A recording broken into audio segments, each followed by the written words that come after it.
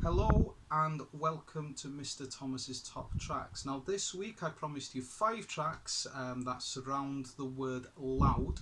Let me just make this clear, the word loud does not necessarily mean that it's going to be thrash metal or heavy metal throughout.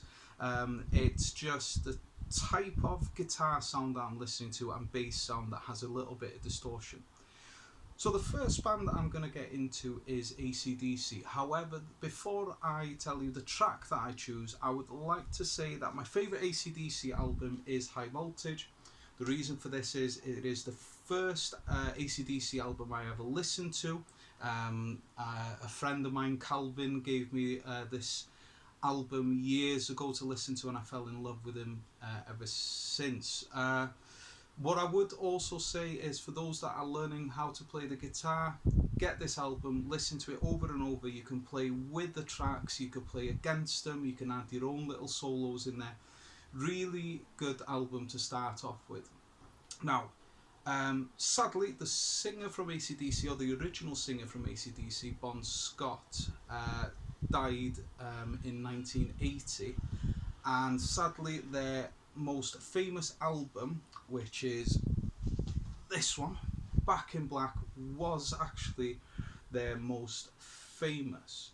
So this album is sublime from start to finish. To think that they changed singers within months from Bon Scott to Brian Johnson, and that it was accepted, was remarkable. So this album was released in 1980. And the song I'm going to choose is Back in Black. Good chord progression in this. It's actually a song that Angus Young, which is AC/DC's guitarist, used to practice with before he'd go on stage, and eventually he put it onto an album. Nice riff, very easy to follow as well if you are a guitar player. Funnily enough, this album, even though it's sold millions worldwide, it never has actually reached the #1 spot in America, but it did spend 131 weeks in the Billboard charts, as they call it, and it always peaks at top #4 for some reason.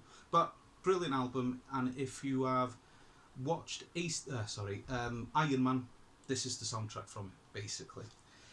Next, I am choosing is a 1994 classic, Beastie Boys, and the song I'm going for is Sabotage.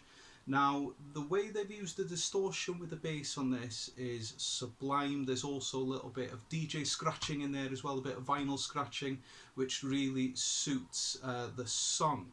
This song was featured in Star Trek, the newest movies.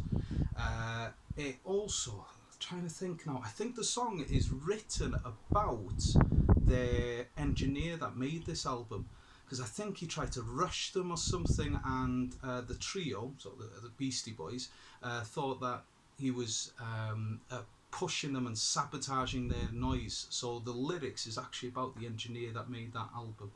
But Sabotage, great track. Next one is a fairly new band to me, to be honest. I only heard of them because of this track that I am choosing. So this is Unknown Mortal Orchestra, and these lot usually write like R&B tracks, a bit of garage, some lo-fi down-tempo stuff. But there's one track that really stands out on this album, and it's called American Guilt, where it just has the heaviest guitar noise that reminds me of like mid 2000s, around that Queens of the Stone Age era.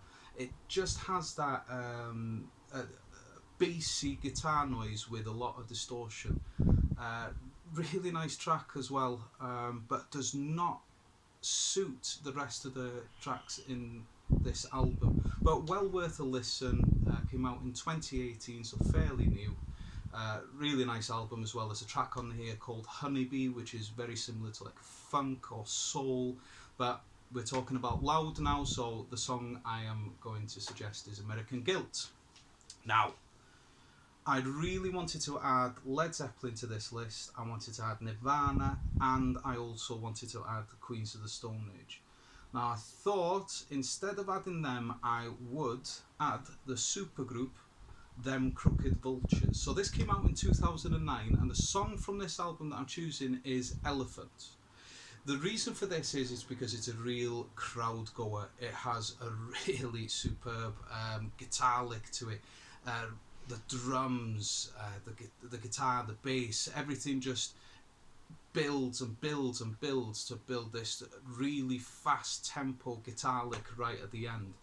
Now, the reason that I said Queens of the Stone Age, Led Zeppelin and Nirvana, or Foo Fighters, but Nirvana, is because this band is from members from those bands. So you've got Josh Homme, which is from Queens of Stone Age, he's the lead singer and guitarist. You have John Paul Jones from Led Zeppelin that plays bass for this band, and on drums you have Dave Grohl, who's was originally Nirvana's drummer, but then became the guitarist, the lead singer of Foo Fighters. Another interesting fact about Nirvana, actually, before I do move on, Back in Black, so the AC/DC album and song that I chose, that is the first song that the singer from Nirvana, Kurt Cobain, learned on the guitar when he was 14. There you go. There you go. Now then, number 5.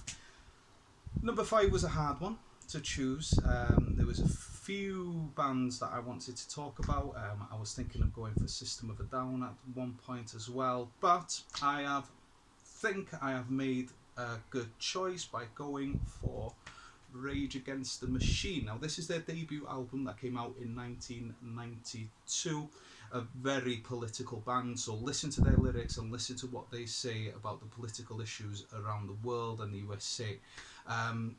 They actually do know what they're talking about as well. So for example, the guitarist Tom Morello has a degree in political science from Harvard University, so their lyrics are really cutting edge. They talk the truth, and that just gets incorporated into this mix of angry, hip-hoppy, distorted rock.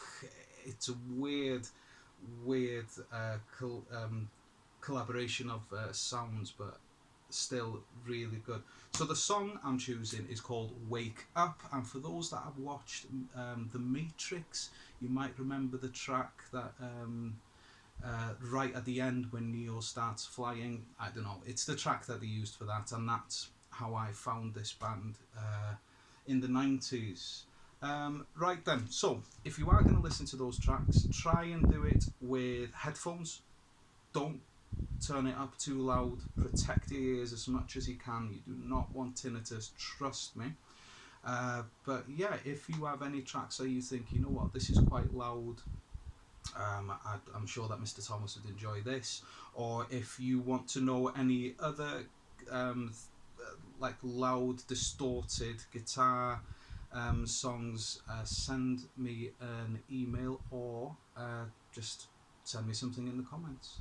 Next week, I don't know, it's going to be a surprise. I haven't thought about it, to be honest. Thank you and enjoy.